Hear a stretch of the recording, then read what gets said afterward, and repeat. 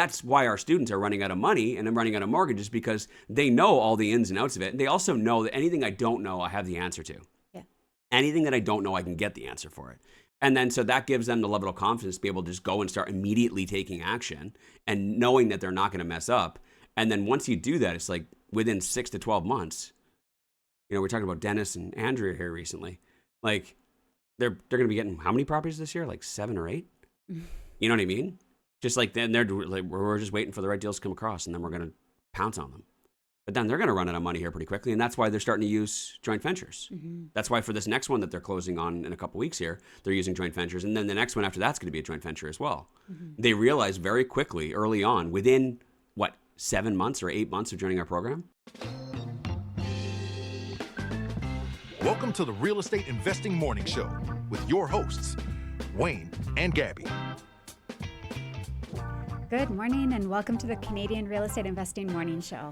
Wakey, wakey, mother cluckers. Eggs and bakey. It is time to add some more rental properties to your real estate portfolio. We're going to be diving into that today. See what's holding you back from buying more properties. As well, before we get into that, who's got water in their basement? Ooh.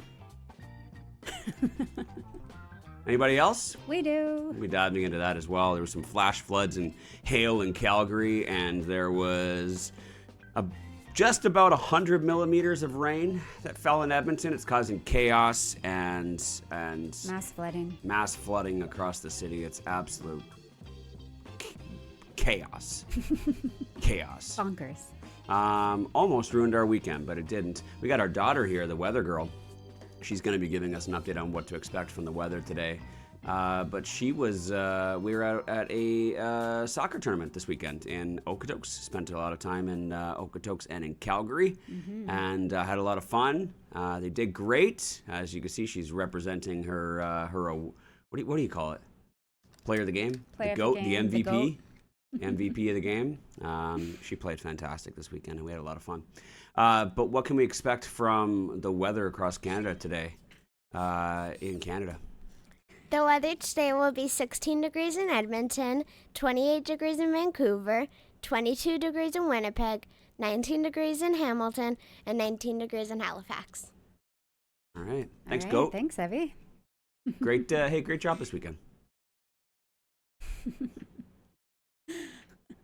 Awesome. Yeah, it was a great weekend, but we did have a few things that phone calls that came through that had to be dealt with. You know what? We almost made it through the whole weekend.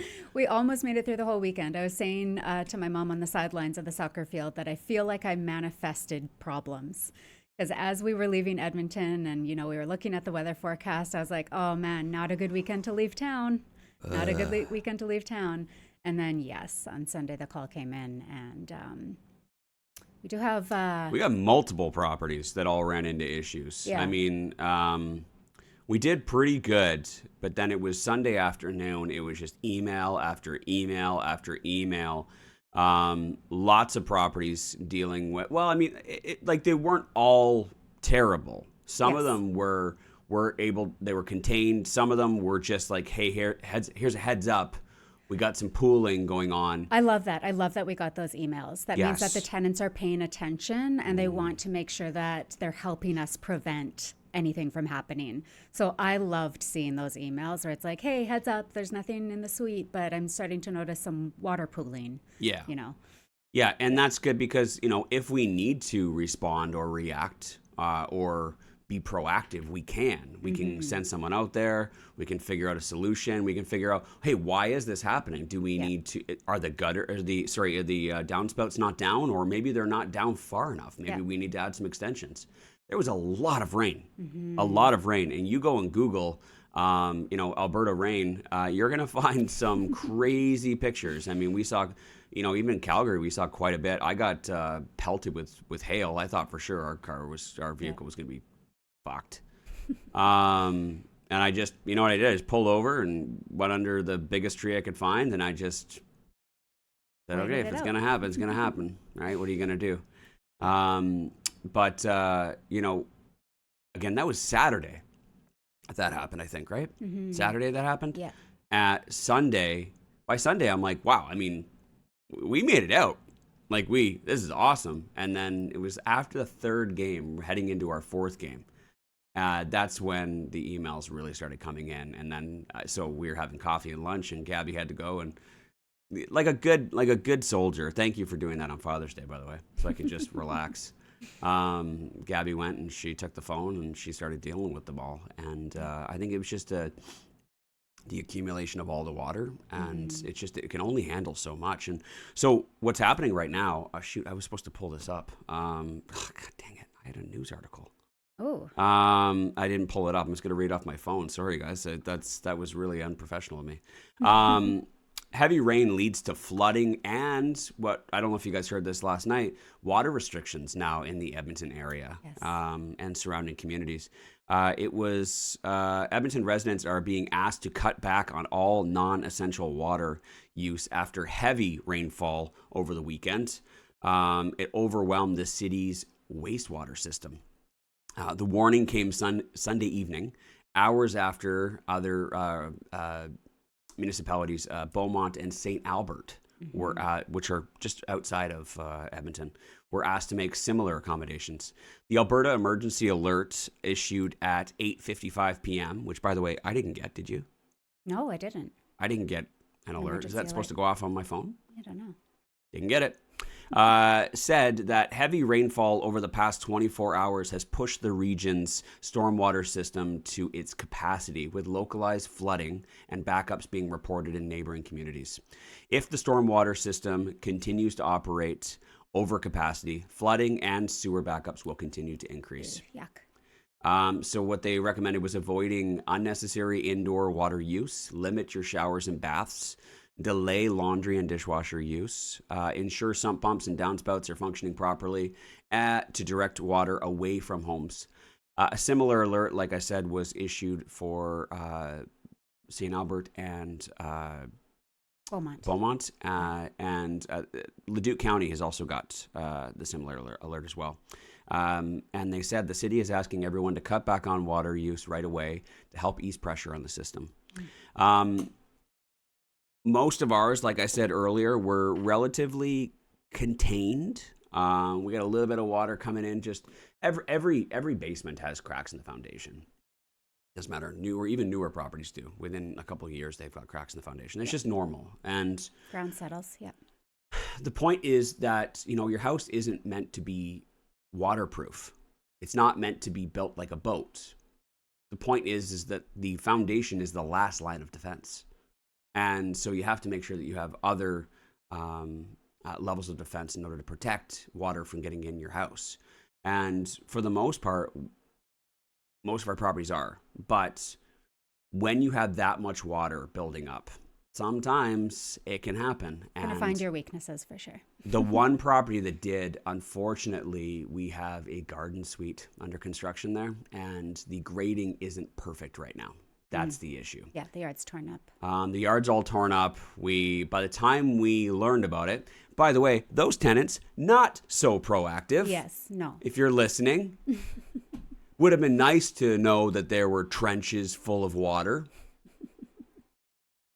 right up against the house.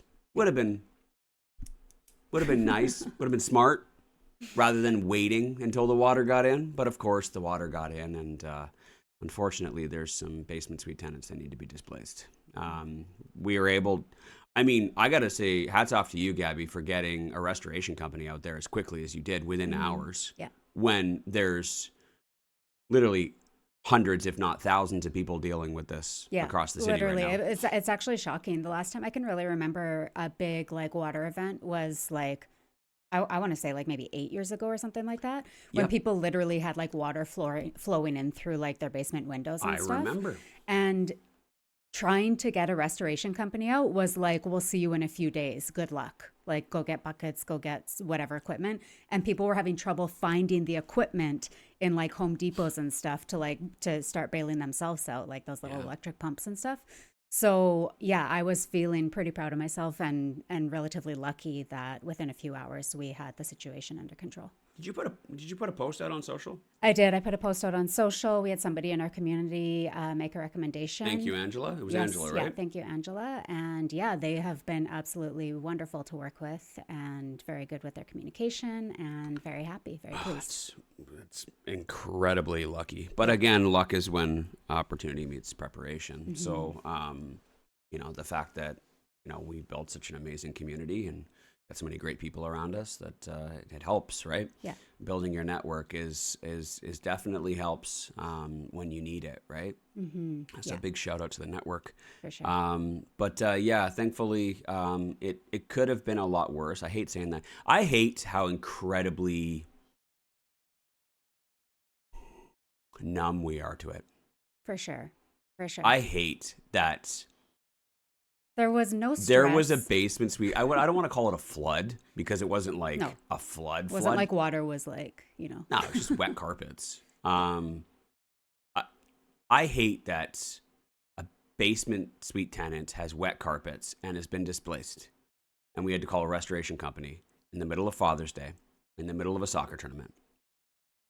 And that we just went to bed like nothing. Yeah. Because that was one of the easiest things that we had to deal with this year. So it's like we are so incredibly like buff. Like we are so buff to problems. Like we have calloused hands. We have calloused hands and we've been working out like what is the term? Swole? Is the term swole? Yep. Yeah. We are so incredibly jacked when it comes to working through problems like this, that like I'm so shocked that I was just so chill and that I was just playing soccer with the kids. Well, Wayne, it's really funny because I was on the sidelines our game hadn't quite started. They were just about to start warming up and I was on the phone with a restoration company and they're getting all the details. And I was like, it was windy and, the kids were screaming and I was like trying to like listen and get the information that was needed. And then one of the other coaches comes up and he's like motioning like, can I get some war paint? And I'm like, yeah, just one minute. I'm just on the phone. Just give me a second. And, finish up there, hang up, run it's over, funny. putting the war paint on coaches. And I went to the other coach. I'm like, oh, she's just dealing with a flooded basement right now. He's like, oh my God, I'm so sorry. I'm like, no, it's not a big deal. She's cool. She'll get you in a minute. Yeah. It's always fun to kind of look back on those moments. And it was like, wow, that would have probably been super stressful, back to past Gabby. Yeah. And you want war paint and I have a flooding basement. I'm on the phone with the restoration company. Are you kidding me right now? But yeah it was just kind of like one of those fun moments. That's our business. And, we have systems in place. It's not like, we pull out, the filing folder with like system, 23B, that explains what to do in the situation. We just know what to do in this situation. Yeah. Right? We know who to call. We know how to handle it. We know what we can control and what we can't control. And then that allowed us to be able to focus on what we could control and then enjoy a really great soccer game. Yes. Right? Yeah. And so that comes with experience. And that also comes with, again, just understanding how to handle different situations. And if you have the right systems, you have the right people on your team, it's very, very, very easy. It makes it easy. So that's what we encourage all of you guys to do is please do not just wing it when it comes to real estate investing. There's going to be storms like this, literal storms, that will come in and that will challenge you. And, as long as you build a good ship, you're going to be okay. And we managed to survive this storm, the literal one and the figurative one, this weekend. And we didn't let it affect our life. We didn't let it affect our business or our personal life. And we dealt with it. We're dealing with it. And we're moving on. And I got a home inspection today that I got to go see. And then while I'm driving around, I'm going to go check on we have a few vacant properties as well that I'm not too concerned about those ones. We've never had issues. But I'm going to go check on those properties to make sure they're good. And then go check on the home inspection because we got another property that we're purchasing. And then we're taking possession of like a small handful of properties this Friday and selling a property this Friday. We got to make sure that property's not damaged before we get rid of it. It's going to be a busy week, but not letting it deter us. So guys, does this all sound fun to you or does this sound intimidating? I'm curious. Do you think that would excite someone or do you think that would deter them. I think it discourage them. highlights some of the risks associated with investing. So I imagine, if there's somebody who's like, oh, what's this real estate investing? And maybe they're here trying to like learn a little bit, that might be scary. Yeah. But I think for those of us who have been here for a little while, that, these are some of the inevitable things that can happen. So Yeah. I think that it's just a reminder to be prepared and to have the best systems in place to make sure that this doesn't impact you in a negative way. But this is the type of stuff that would normally scare someone away Yeah. from investing in real estate. This is the type of stuff that would normally be like, well, what happens when it rains and there's a flooded basement, right? Yeah. What happens when there's a flooded basement and the tenant has nowhere to go? And in those moments, naturally what I want to do is I want to give them the answer. Because you could hit me with any what happens if or what if, and I've got an answer for everything because I've got a system for everything. Yeah. And I think that as long as you're willing to learn, as long as you're receptive and you're open to hearing the answers to it and educating yourself, you're going to realize that real estate investing is actually quite simple. You're going to realize that a situation that like most people have never dealt with before, we dealt with in passing yesterday during a soccer tournament. And it didn't even faze me at all. And I went home. I had on the way back, we had a great dinner. And then we went home, we went to bed, and I slept like a baby. Right? Yeah. And that I'm curious for those of you guys, that are interested in real estate investing, do you want to curl up in a ball and say, no, I don't want to do this, it's not worth it? Or do you want to be more like us? You want to be investors like us that are just the type of people that'll be like, hey, this is what I can do, this is what I can't do. This is the business. Let's do it. Right? Yeah. So if you're one of those type of people that are like, okay, I understand that it's going to be hard, but I understand that anything worth going for is hard. Teach me. Then you're in the right place because this is the place to learn. This is the place to get your questions answered. We broadcast this show live every weekday morning at 7 a.m. on YouTube. You can join us. Just look up the Canadian Real Estate Investing Morning Show or go directly to my personal channel, Wayne Hillier, and join us live at 7 a.m. And if you're curious about things like this, if you have what ifs and you're willing to listen to the answers, we will give you the answer to every what if you can possibly think of. And all of our systems that we use that got us to this point where we are just so incredibly chill about it. So you can be chill about it. So that you can overcome these hurdles and these limiting beliefs and barriers that you have built in that are preventing you from moving forward. And I mentioned at the beginning of the show, it's time to build your rental portfolio. Let's do it. Why don't we start right now? Why don't we start on today's show? You guys in the live chat, ask any questions that you have, and we will answer them for you. If there's anything that's holding you back from moving forward, put it in the chat. Now, I know the list. I've heard every single limiting belief. I've heard every barrier. I've heard every hurdle that everyone has ever dealt with in real estate investing. So I promise you, you can't challenge me. There's nothing that I don't know the answer to, or I don't know where to direct you to.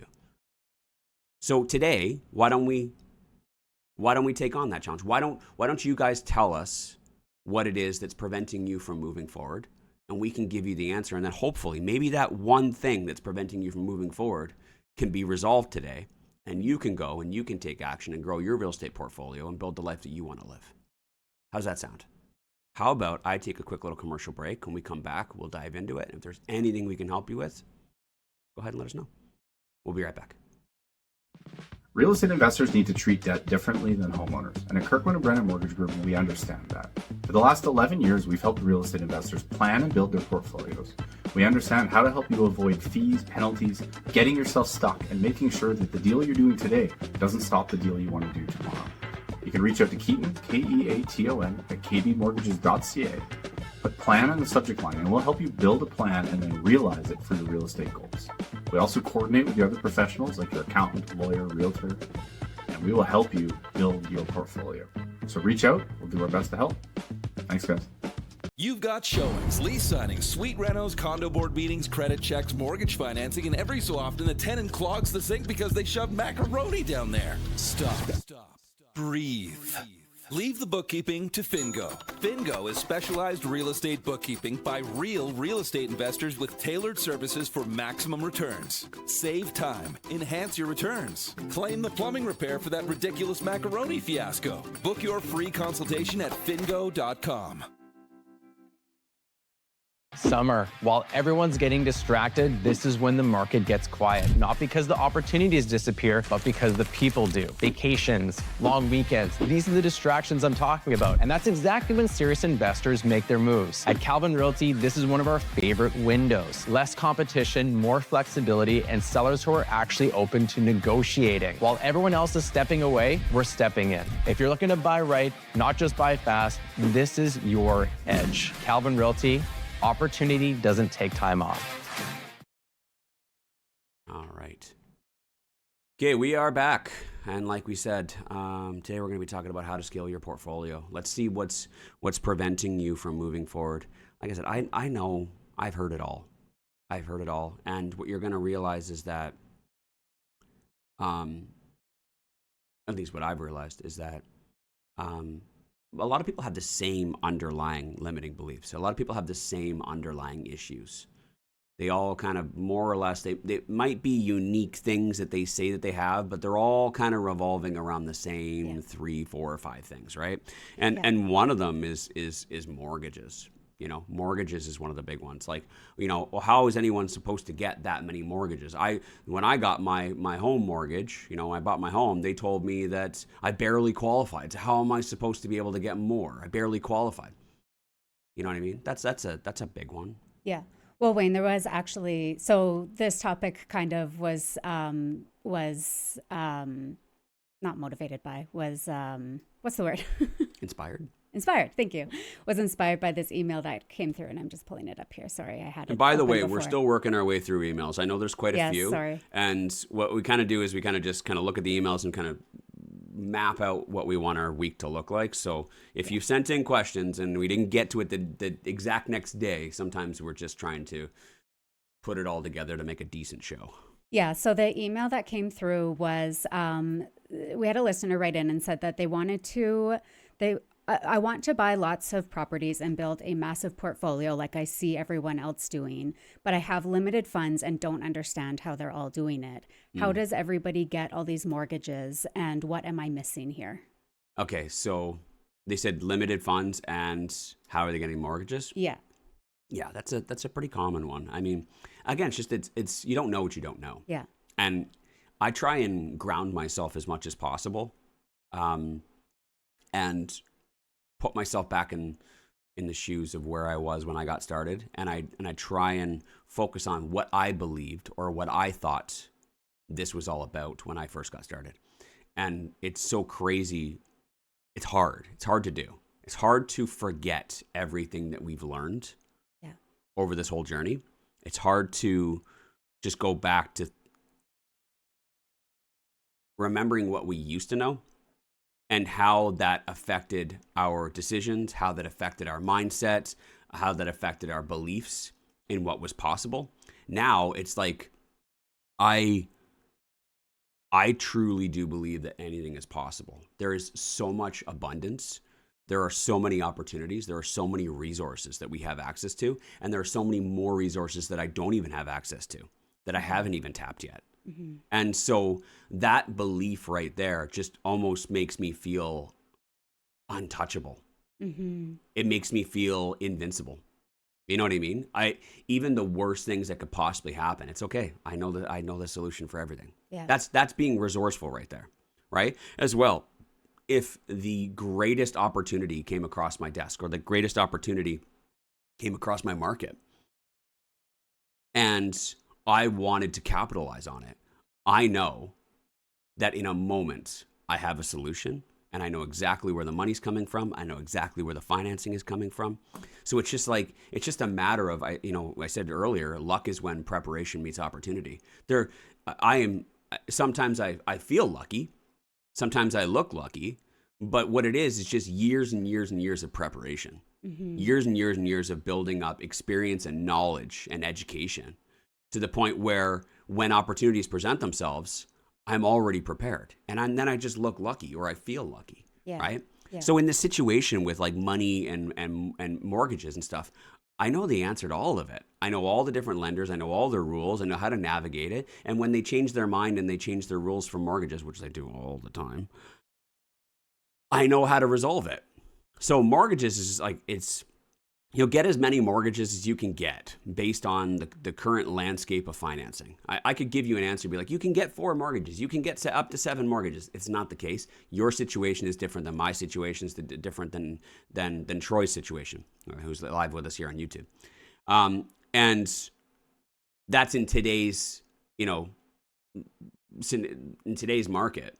But then again, they could change their rules tomorrow and it could be completely upside down. I mean, I heard, over the weekend that CMHC changed their rules again for MLI Select or something like that. I don't even bother trying to keep up. I'll get to it when I get to it type of thing, because they're just always changing rules.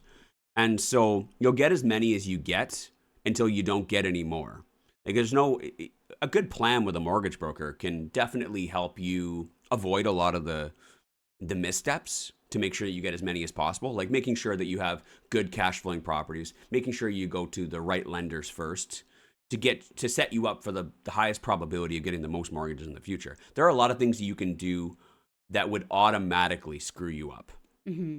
But then there's a lot of things that you can control. You can control what you can control. Like there are some things that, like making sure that you have a good cash flowing portfolio that debt services itself really well is a very good proactive approach, and being prepared. Yeah. Making sure that you talk to an investor-focused mortgage broker who understands what the current landscape is and what the highest probability is for you moving forward, to go to the right lenders, to get the right products, mortgage products, to make sure that you have the highest probability for the most mortgage in the future. Those are things you can control.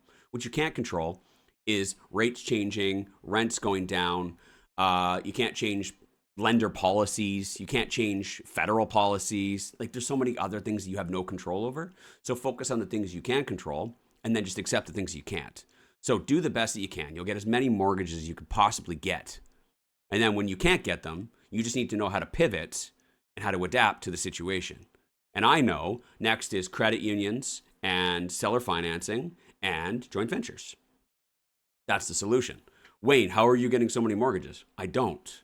I have credit unions that I use for when I want to get mortgages, but I try and avoid it as much as possible, because for me, where I'm at right now, the money's too expensive, the rates suck, the terms suck, it's terrible. The only time I ever get financing for myself at my stage at where I am is when I absolutely need to, right? Or for the businesses that I don't bring partners in on. Otherwise, what I do is I utilize my joint venture partners who can get access to more mortgages. And then we just partner up with the right people. They have access to good financing with good terms and good rates, right? And then we split the profits. So there's lots of different ways to kind of work your way around it. But again, if you're open to listening, and if you're writing down everything that I'm saying, there's a solution to everything. There are just some things that you can't control. And you're right. You will not get enough mortgages. The other part is you will not have enough money either. Yes. You're going to run out of money. Most people have enough for like one if they're lucky. Right? Yeah. And so what did they say in the email? Like, how are people, buying all these properties? How are they building massive portfolios? Is that what it said? Yeah. Yeah. They want to build a massive portfolio. Yeah. It's actually funny because, like, let's rewind to like day one when I was like first thinking about real estate investing, and you hear these people saying, we're going to build massive portfolios. We're going to become billionaires. And instantly when you step into that room, you think there's two things you think. You either think, oh my gosh, this guy's so amazing, he's going to teach me how to do it. Or you're like, that's fucking bullshit. I've got $30,000. Like I'm not buying a $50 million portfolio with $30,000, unless of course there's some hidden cheat code. Like you've got a game genie for this whole thing where you're just going to plug it in and suddenly you're going to unlock all the codes. Mm-hmm. Like there's no way. You can't buy something if you don't have the money to buy it. Mm-hmm. Right? Mm-hmm. So me instantly, I don't know, maybe I'm just a rational, logical person. When people started like spitting that stuff on stage, I called bullshit immediately. I was one of the guys in the back of the room like this. While everybody else is dancing, going, yeah, let's buy properties. I'm in the back of the room like this. I'm like, you fucking morons. But that's because I was like, no, you need to tell me how. You need to tell me what is this secret sauce and stuff like that. Right? Yeah. So Me naturally, I was the type of person that questioned everything because I wanted to know. I wasn't there for gimmicks. I wasn't there for hip hip hoorays and dancing. I wasn't there for one-liners and word salad. I was there like, show me how and show me your systems. That's what I came here to pay for, and that's what I hope that you guys are expecting here from the show as well. I haven't played any music other than the intro music. We are not here to dance. We are not here to give you one-liners and inspire you. We're here to give you the answers, right? And I think that's what you guys expect too. You guys haven't paid for anything.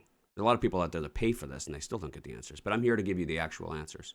So when it comes to money, the truth is, and I'm going to give you the answer, the truth is with money and building a massive portfolio, you're right. You cannot buy something if you don't have the money to buy it. Yeah. You can't buy property if you don't have currency to give them, right? And I explained a minute ago, I talked about seller financing. Seller financing is something that you can learn. It is a terrific strategy. It's one that I used early on to help grow our portfolio in the beginning when we ran out of money and we didn't have money. I used seller financing. I acquired properties for zero money down where the seller carried the mortgage. And I am really good at it. Really good at it. Yes. I would argue that I'm the best. Mm-hmm. I don't do it anymore because when you take on, full transparency, there's a caveat to it. When you take on seller financing deals, they tend to be higher risk. They don't necessarily meet all the other fundamentals that we teach. You're certainly not going to get the 5% rule. You're certainly not going to get it in the market that you want it. You're certainly not going to get the type of property that you want. You're going to get whatever's available. And that's kind of what people need to understand about seller financing. I love seller financing, and I acquired lots of properties. But were they the first properties that I would have chosen? No, absolutely not. I have a bunch of 2-bedrooms. I hate 2-bedrooms. It doesn't fit my tenant profile. But I was able to get them for zero money down for over 10 years, and most of them do cash flow. So I took them because it was a great opportunity. I also had tons and tons of opportunities with seller financing deals where I could get 1-bedroom apartment condos.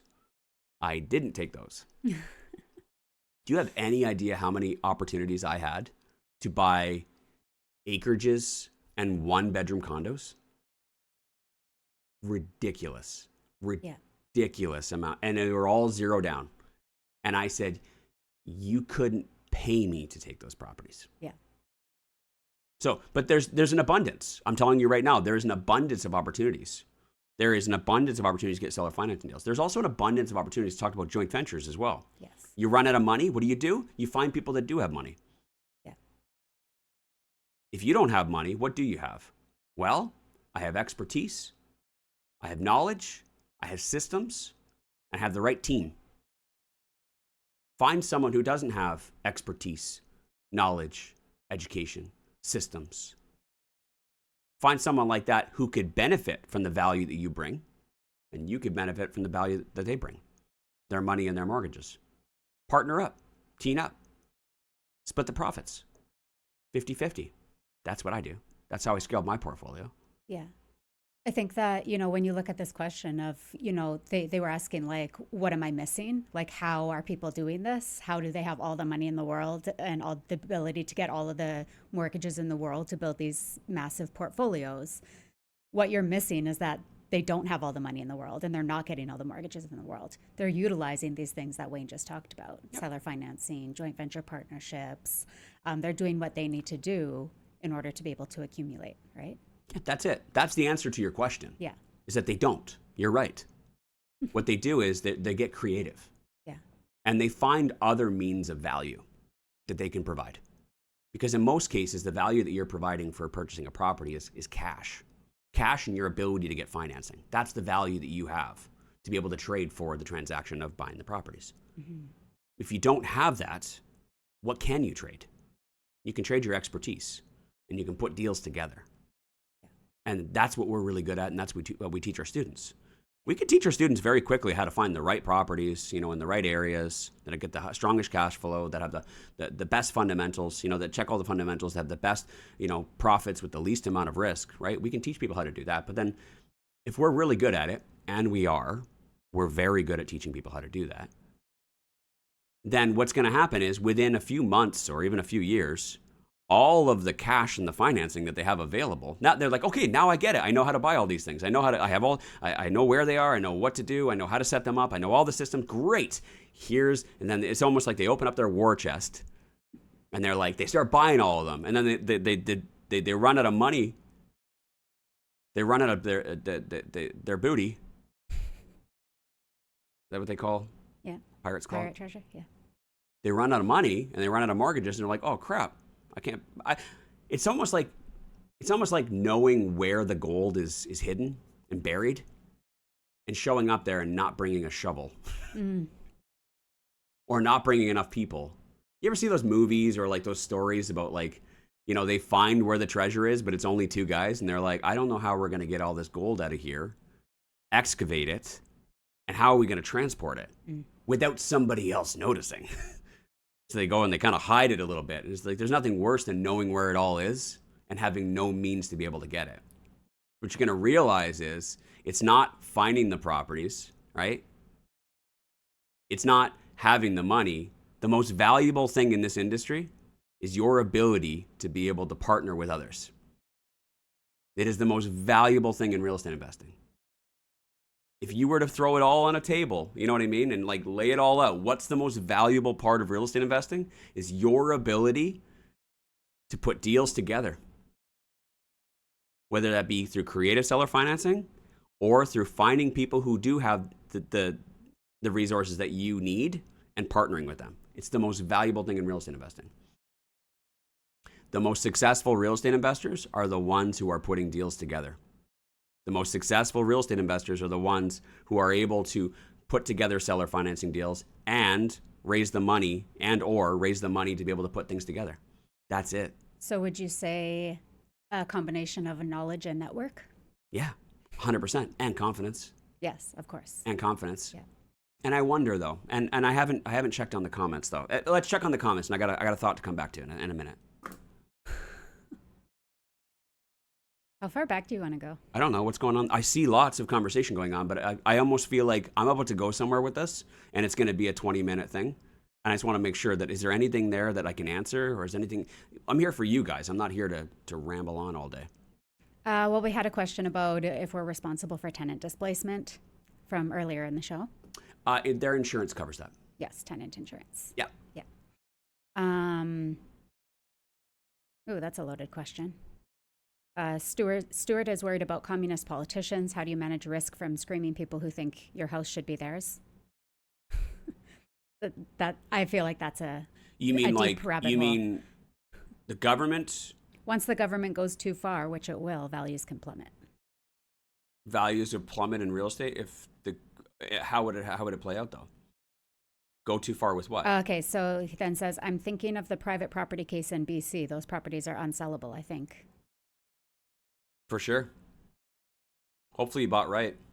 But I mean, like, did you buy it with the intention of keeping it for 20 years? Or did you buy it and, like, you only lose money when you sell, right? That's a very rare situation, a very rare legal case where, and who knows, we don't know that that's going to happen, but it is a risk. Mm-hmm. It is a risk that, and I'm not going to talk on this subject too much because I have mixed opinions on it. And regardless, I'm going to offend someone. Mm-hmm. And I don't want to offend anyone. I have no stance on it other than if someone is entitled to something, then they're entitled to something. And I think that any good game needs rules. And life is a game. And there are rules in life. There are laws in place that everybody's supposed to play by. And if that's the law, then that's the rules, right? If someone is entitled to something, then they're entitled to it. If they're not entitled to it, then they're not entitled to it, right? So we'll see how this all plays out because I haven't done enough research into it to determine who's entitled to what. I think it's a very isolated case that I think that people are overreacting to. There you go. There's my opinion. You got it. I think it is not that big of a deal and everybody's losing their minds over it in order to sound smart. If it blows up and turns into something more, and if people are entitled to something, yeah, it might be a risk. But if I were in that situation and I were an owner of a property and the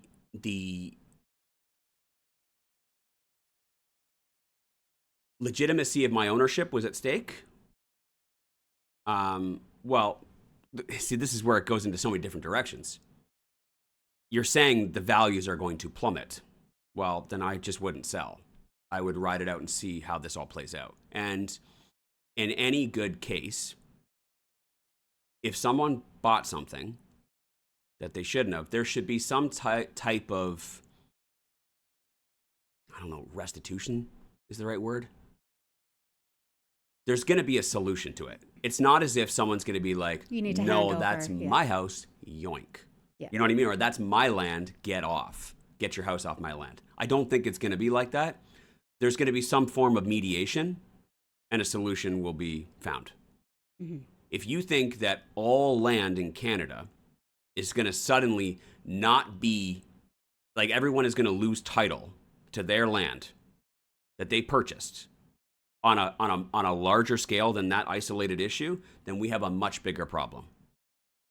And it will not, I don't think that people will be like, should I invest in real estate or should I not invest in real estate? Because I think if I buy a property, then somebody might take my house or take my land. I don't think it's going to get to that scale. I think this is a very isolated issue, which is setting precedents, which may change the rules of the game in the future. But I don't think that's enough for someone to be like, I'm not going to invest in real estate because I think that one day someone's going to steal my property. No, I think it's a very isolated issue. If you hear people talking about it like it's a big issue, they're just trying to get views. They're just trying to get views and they're just trying to get clicks. It's interesting, but like, how big is this area? It's not that big. I will leave it at that. I will leave it at that. I don't think it's gonna. If it does get any bigger, it's gonna affect literally every landowner in Canada. And whether you should or shouldn't invest in real estate is going to be, everyone would go bankrupt. So how bankrupt you go doesn't really matter. Do I go bankrupt with 100 properties or do I go bankrupt with one property? You're still going bankrupt. That's my ignorant position on the issue. As things change, I'll see if anything that affects anything. But as it stands right now, that's no reason for me not to. Earlier, Is that fair? Yeah, absolutely. Yeah. Earlier, you were talking about how, setting yourself up right in the beginning, with linking up with a good mortgage broker who's going to help you make those purchases right in the beginning to set you up to be able to get more further down the road. Troy had come in and commented, who is an amazing broker? Who would you recommend for a broker when dealing with high debt ratios? Mortgage broker? Yes. Keaton Kirkwood. Yes. But if you have high debt ratios, no, mortgage brokers aren't magicians. Mm-hmm. I see it all the time. And by the way, this isn't anything that I say in the next few minutes is not directed towards you at all. I'm just answering the question. See so many people that are like, hey, find me a rock star mortgage broker who can get me across the finish line for this property. Who can jump through fiery hoops. Fiery hoops. I've got bad credit and my portfolio shit. Like, and I see those posts. I don't even tag Keaton. Because I'm a good friend. It's a waste of his time. Why would I even tag Keaton? Because this is just like, this is someone that's expecting miracles. And if you want to do things right, you set it up like Gabby said, and like I said earlier, you set it up properly from the beginning.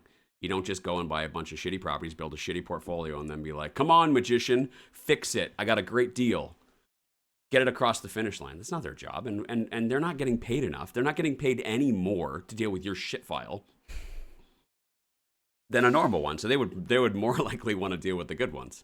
Hey, are they getting any credit for this? So anyways, back to you. And again, none of that had anything to do with you. If you got high debt ratios, solve your debt ratios. Right?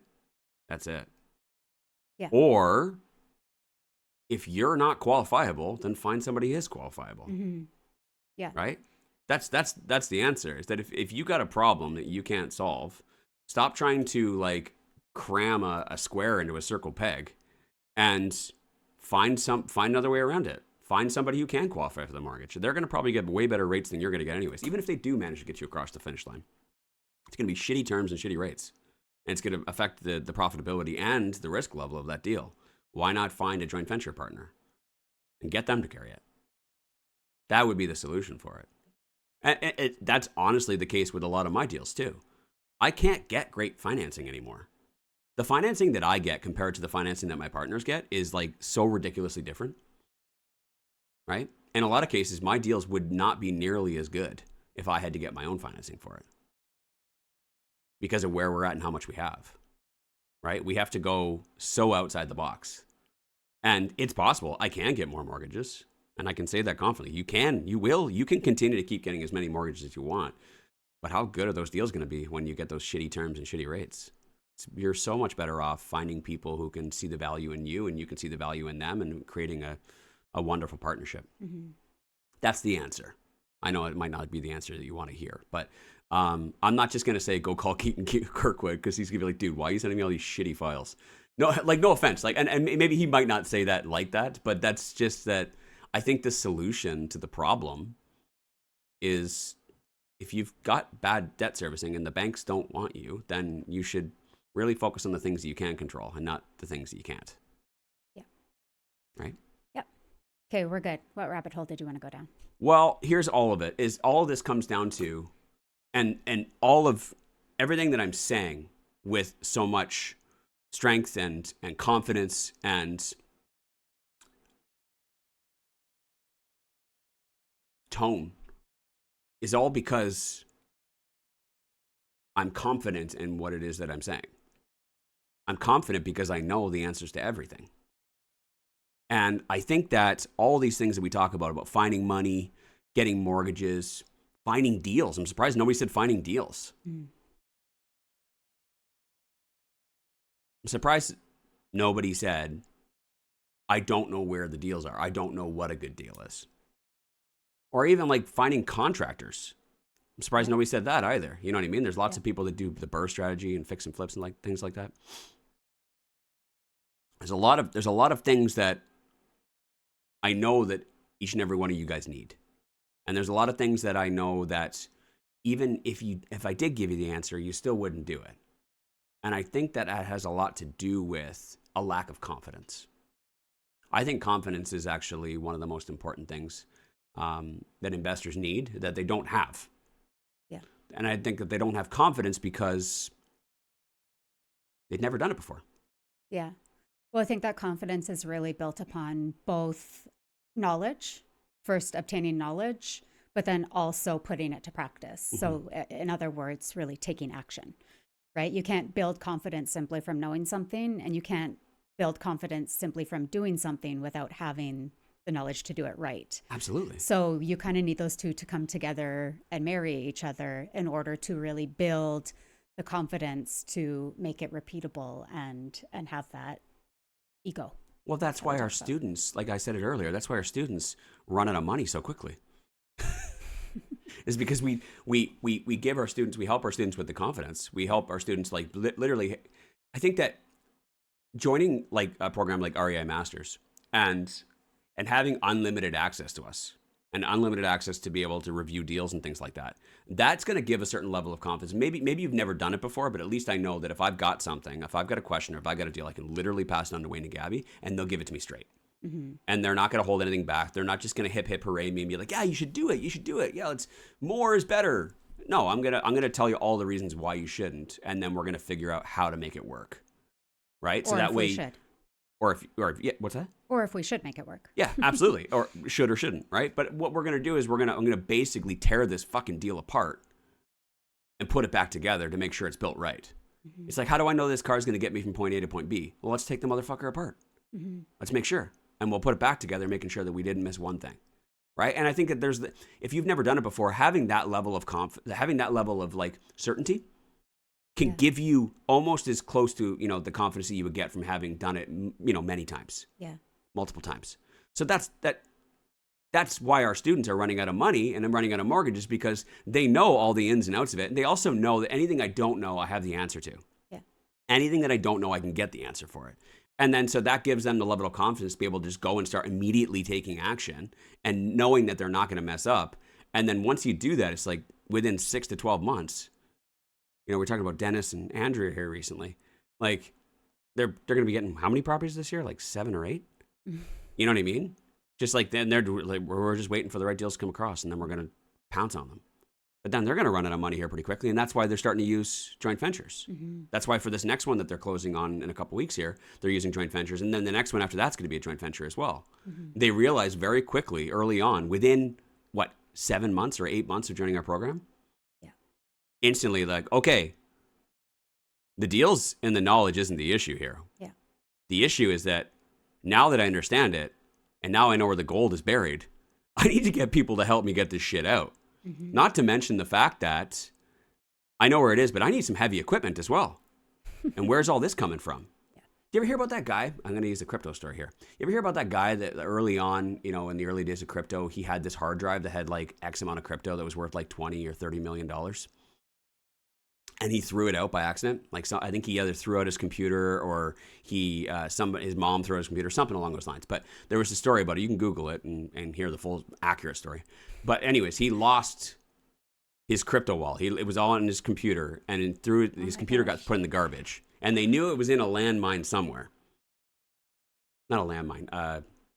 What's it called? Like an eco station? What do you mean? A dump? A dump. Yeah. What's the landfill? Landfill. Okay. It was in a landfill somewhere. He knew where roughly was.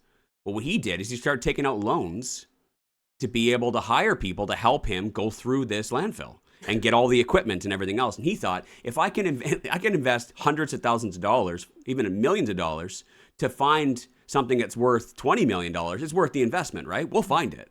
That's what he started doing. He started getting more resourceful. He started borrowing money. He started giving away, chunks of this treasure. Once we find it, you can have X percentage. Well, I don't know if that's how he set it up exactly, but this is what I mean, that if you know where it all is, that's not the issue. The issue is how do I get it? How do I get the mortgages to finance it at 80% or 75% loan to value? How do I get the down payments to cover up the difference? Because if I know that I can double my money every 5 years, or I can double my money every couple of years, because there's this tremendous real estate investing opportunity right now, and I want to buy as many as possible, how do I do it? Well, I need to find somebody else that can help me, right? That's it. But you got to have confidence to be able to do that. Yeah. You got to have confidence in that treasure is actually there. That opportunity is actually real. You have to believe in it yourself first, so that you can show other people that they can believe in it too. You first have to believe in yourself and in the opportunity. Yeah. And if you truly do believe in yourself and the opportunity, you can sell that dream to somebody else as well. Because that's the next part, is that even though you know it's there, you got to be able to, I don't like to use words, convince. You have to be able to inspire somebody else to believe it as well. Yeah. Inspire somebody else to use their own resources to commit to you, to trusting you and that you've done your research, right? That's it. So the confidence is, like I said earlier, confidence is probably, it doesn't matter how much you know, how much money you got, how much money, it doesn't matter. All that stuff is important, but none of it matters without confidence if you don't believe in yourself and what it is that you're doing. Yeah. And Wayne, that's all fine and dandy. You've been talking a lot about our students and how they have that confidence because they have the knowledge. They have all these, perks of being a part of a mentorship program where they get that instant access, they get that hand holding, they get that reassurance, they know that they're doing it right and all that kind of stuff. But I feel like when we remove that and we're talking about, all those things beforehand that were really preventing people from moving forward. Talked about finding money, talked about getting mortgages, talked about finding the deals. I apologize. The lack of knowledge, all those things. I really think, though, at the end of the day, that those are all really kind of just excuses when we're getting started, because all of those things are super figure outable. Yeah. Like, we can obtain those things quite easily. We can get the knowledge on how to get the mortgages, or how to find the joint venture partners, or how to find a good deal. All of that knowledge can be obtained so that, okay, now we get it. Okay, I've answered all those questions. Wayne literally just answered most of them, yeah. Right? You can answer all those easily, and you can obtain that knowledge relatively quickly. Anybody can do it. Knowledge is everywhere. It's free. You can access it, in so many different ways right now. It's getting easier and easier every day. So once we're like, okay, yeah, that's fine. You said you had all these excuses or all these things that were holding you back from being able to take action. But literally here's the answers to all of that. People still aren't taking action. Yeah. And so once we remove all of that, it's almost like we're stripping people like naked. Sorry, but if you Yeah. want a visual, we're stripping people naked and they're all sitting there like, oh my God. Because at the end of the day, it's ourselves that's preventing us from taking action. It's our fear of what people are going to think. It's our fear of making mistakes. It's how we were programmed as kids to think about, about money, about abundance, about scarcity, about all these things. It's everything that's beneath all of our clothes and underneath our skin that's stopping every single person from taking action. Mm-hmm. And it's the people who are willing to step outside of that comfort zone, or if you can even call it comfort. We call it comfort because it doesn't make us, it might feel yucky. It might feel yucky that we have all these limiting beliefs and stuff, but at the same time, it's just what we know. So therefore, it's labeled comfortable, right? It's standing on stage naked and not being worried about being judged. Once we're able to take that step outside of that comfort zone, it's like all of a sudden this whole world of possibilities opens up. But you need to want it. Yeah. You need to say, I'm willing to do things that are going to make me feel extremely uncomfortable in order to build something better, in order to have a better life, in order to leave something behind for my children, in order to retire comfortably, in order to not be affected by the affordability crisis and all this stuff that's happening in our world today that's really scary. We have to look inside ourselves and say, I want more, and I am going to strip all of my clothes off and walk onto a stage in front of thousands of people and say, I'm taking my piece. I want more. I'm going to have more, and take those steps into that discomfort. Otherwise, like if we can't get past ourselves, then we're just going to take all of those things. How can I find money? How can I find mortgages? How can I find deals? I don't know how to analyze this. I'm scared of condo boards. I'm reserve funds. Throw anything. I'm scared of my basement Government's coming flooding. for my I'm scared property. of the tenant trashing my place. I'm scared of the government and they're going to take away my property. I'm scared. And we're going to pile it in front of us and use that as the reason why we never fucking do anything with our lives. Truth. Do you want to be that person? That's the truth. I don't. I'll wrap up today's show with this, that once you understand that everybody is insecure and nobody wants to stand naked, that is one commonality that we all have that is certain. Mm-hmm. And if you're playing a game and you're trying to understand the rules and you're trying to understand how to win, you got to really get a good understanding of the game first. And that commonality right there is incredibly valuable. And I want you guys to write this down, because this is some of the strongest wisdom that I don't share very often. Once you understand how the rules all work and you understand the different, pieces that are in play in the board, and you understand what's behind it, just imagine you're playing Monopoly and you knew which card was next. You know what I mean? Or you're playing Crazy Eights and you knew what was coming next. It's a cheat code. So if you understand that everyone is insecure and everyone is not confident and everyone has that same issue, then you can use that to your advantage. One, if you determine in yourself that I have that confidence, then you're not going to have any trouble. You're going to literally go forth and you're going to do whatever it takes. But if we know that everyone else is like that, most people are like that, then we know that there are potential joint venture partners out there who need someone like you. There are potential joint venture partners out there that will literally give, or there are people out there that will literally give every excuse not to do it, but they want to do it. We know that they want to do it. They're the type of people, like Gabby said, that will literally pile up everything in front of them so that nobody notices that they're naked. They're not willing to expose themselves. They're not willing to be completely vulnerable. They're not willing to step outside their comfort zone, but they want to invest in real estate. And if they're not willing to step out from all of those limiting beliefs that they have and all those excuses, then they need somebody else to do it for them. That's you.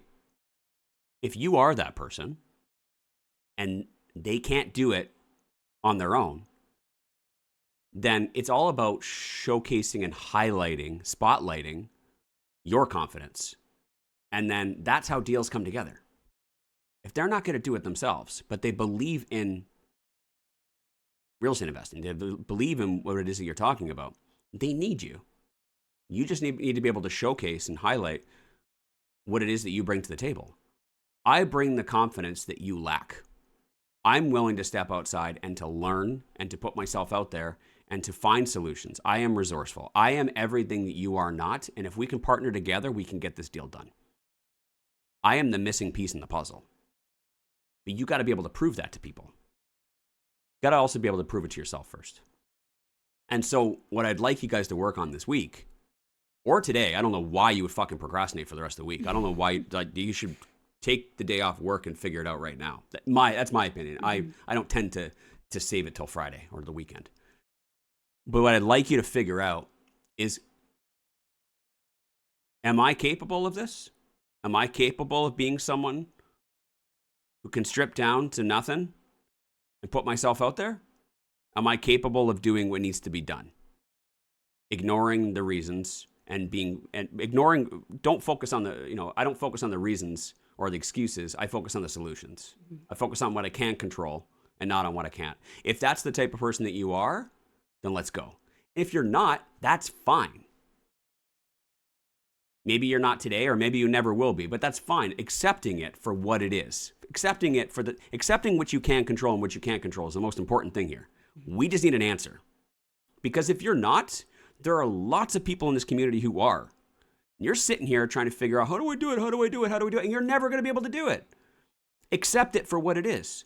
All of my joint venture partners are very, very smart individuals who believe in real estate investing, who came to the conclusion and the realization, I'm not going to be able to do this by myself. Wayne, can you please do it? Mm-hmm. And they realize it's better to get half of the profits than no profits. They realize it's better to partner with someone who actually knows what the fuck they're doing, who understands the solution to every problem, who basically knows everything about real estate investing. And for the few things that he doesn't know about it, he'll figure it out. And he does. And there's that level of trust. And I'm willing to partner up and get half of the profits from that person than not sit around and just not do anything at all. So figure it out. Stop wasting time. Figure out, do I have the confidence to be able to do this? What do I have the confidence to be able to do here? And if you don't, like I said, there's lots of people here that are. I got one of my students here, actually. He answered one of our questions. He's on the live chat. And so, and I hope you don't mind me saying this, but Manny Escobar is one of our smartest students. He ran out of money. Plain and simple. He is literally at that spot right now. He literally took action immediately, within months, got a great property. He's managing the shit out of it, but he's out of money. And what's he working on right now? He came to the realization, like, okay, I don't have any more money. There's nothing I can do about this. I'm going to be focusing on joint ventures. So he's talking with family. He's talking with friends. He's building it out. He continues to keep showing up every week. He continues to keep asking questions. He's one of our most knowledgeable students. He's one of our smartest students. He knows as much as I do. It is exactly the same as partnering with Wayne. And whatever he doesn't know, he could get the answer from Wayne. You know what I mean? So he is literally as smart as I am. Partner with him. Of course, as long as I'm just saying, I'm giving an example. As long as the laws all, follow. Make sure you're not breaking any laws. But this is what I mean. Find somebody who does. Focus on what you can control. If you can't do it and you're not going to do it, find somebody who can, because it's better to get half than it is to get nothing. Mm-hmm. There are people out there that are really, really smart that can solve that problem for you. I just don't want to see people sitting here in this holding pattern, waiting to land, and they're never going to land. You're going to run out of gas. You're probably going to give up. Right? Yeah. But to summarize again, honestly, if you want to build a massive portfolio of real estate, the most important thing, there are so many important things, but the most important is just confidence. That's it. And after years and years and years of coaching real estate investors across Canada, and after years and years and years of doing this ourselves, we figured it out. It's confidence. It doesn't matter how many what ifs get thrown at us. It doesn't matter how many different situations. It all comes down to confidence. And if you have confidence, you're going to do great. If you don't have confidence, find somebody who does. That's the solution. Plain and simple. thank you guys so much for joining us today. We really appreciate it. Hopefully nobody else gets overwhelmed with rainwater. I hope that you guys can take this and just start taking some action today. Seriously. And if you have any more questions, if there's something that's just holding you back from taking that next step, and if you could just answer this question for me, Wayne, I can literally get started today. That's what we're here for. Literally every single weekday morning, we will answer your questions for free. We provide free coaching for real estate investors so you can eliminate all those limiting beliefs and you can go out there and take some fucking action. Okay? Hope you guys have an awesome day. Bye. See you tomorrow. Thanks for listening. Want to be coached personally by Wayne and Gabby? Then you should join the Real Estate Investing Masters Mentorship Program. Details are in the show notes to get started.